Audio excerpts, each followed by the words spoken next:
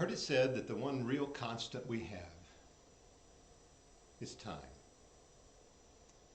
Every now and then you hear the only thing that is constant is death and taxes. But you know, death comes at different times and in different ways, and taxes, they always fluctuate. Well, they always go up. That's what they do. Anyway, I'm glad you're with me today.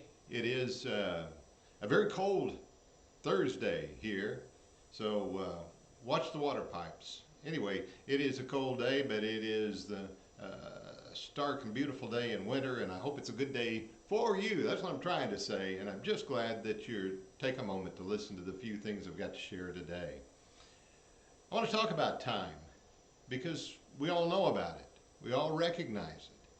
We may not keep track of it all the time the way that we once did. You know, from the time I was a teenager, I always wore a wristwatch. I don't remember when I got the first one. Probably my parents or somebody gave me one, and I began to wear that wristwatch. Been through a lot of wristwatches over the years of different kinds, some with alarms on them, some without, some digital, some of the straightforward analog type with the hands and sweeping second hand and so forth on it. One time I wore one of my father's watches. For a time before it was stolen by a break-in our home, I carried my grandfather's pocket watch. Big old beautiful thing with the train engraved on the back of it. Unfortunately, a thief broke into our home, and among the things that was stolen in our home was that heirloom pocket watch at that time. Loved that thing and never could get it back, of course. But it all represents time.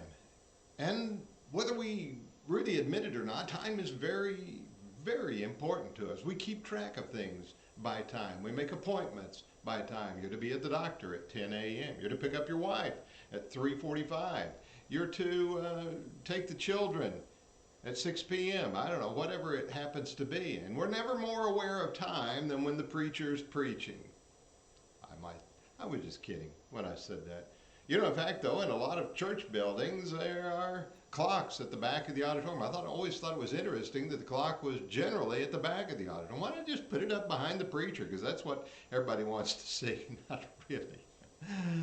I'm just kind of kidding. But we do recognize time because time is a commodity. It's something we have. It's something that we use. We try to be good stewards of our time. Occasionally, you talk to somebody and say, what are you doing? Nothing. Well, wasting time and all. I've been in stores before while my wife is shopping, and somebody said, what are you doing? I said, I'm just wasting time while my wife shops. Well, you know, time is a precious commodity. It's not something that we waste. If we live in this world for, you know, a certain number of years, you know, you go back to the Old Testament deal of 60 years and 10, and all. Well, a lot of people live a lot longer than that. Some don't make it to that point. But time's still pretty precious, no matter how long we live on this earth. But it's how we view time that I'm talking about, and how valuable it is. You know, I've often wondered if we knew exactly how much time we have, how would we use it? If you knew you had exactly 15 years, as Hezekiah did, you had exactly 15 years to live. I don't know that he knew the exact date he was going to die, but if you just knew you had 15 years, how would you use those 15 years? Occasionally you go to the doctor, and the doctor may tell you you've got a pretty limited time. Certain diseases take people very quickly. Some over a little lengthier period of time. Maybe the doctor says, you know, you probably got another year or two, or 5 years. Of course, you might go and the doctor might say, good grief, you got the heart of a teenager, you're going to last a jillion years. I don't know how many a jillion is, but you look back over the ancient patriarchs, some of them living up to 969 years, 930 years accounted for Adam, and all, and yet you listen to the words of Jacob. When he's asked by Pharaoh when he came to visit Egypt, or to live in Egypt actually, when he got to Egypt and Pharaoh came and asked him how many years he had lived, he said, He said, my life's been short and miserable compared to my ancestors. I'm 130 years old. Well, you know, most of us would think 130 years is a long time. And actually, he lived, I believe, to 147. Check me out on that.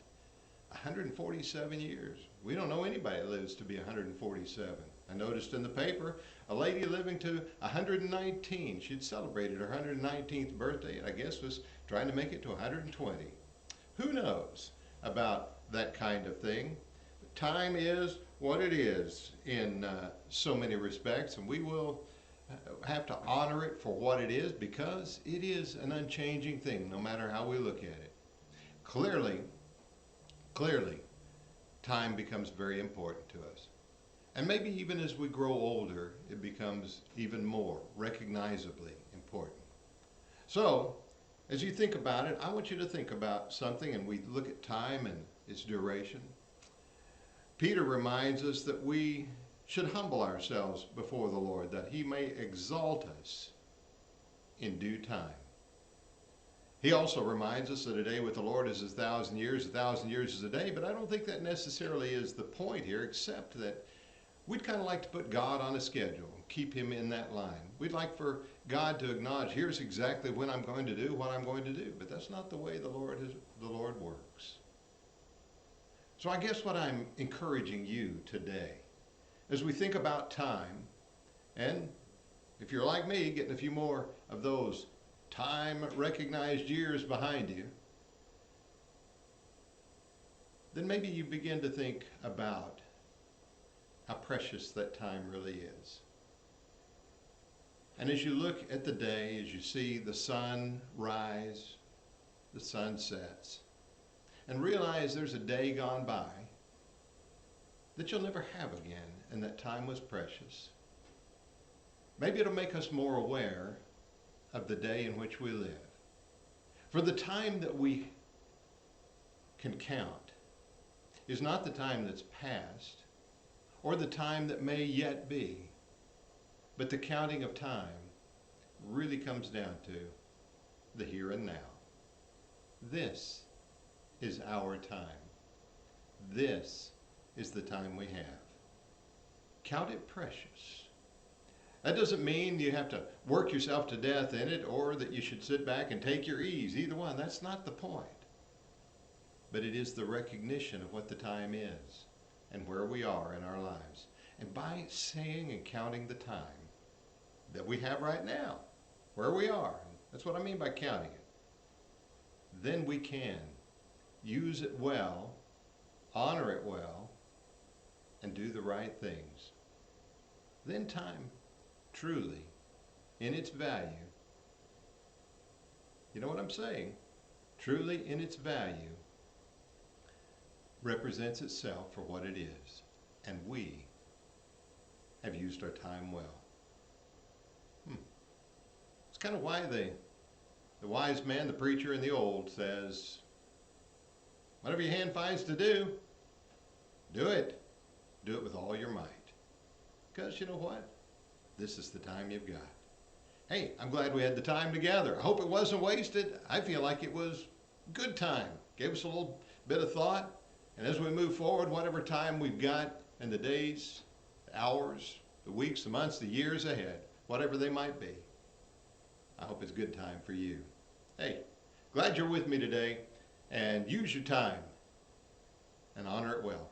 Thanks for being with me today, and we'll share some more somewhere down the road anyway. Thank you again for spending this time with me.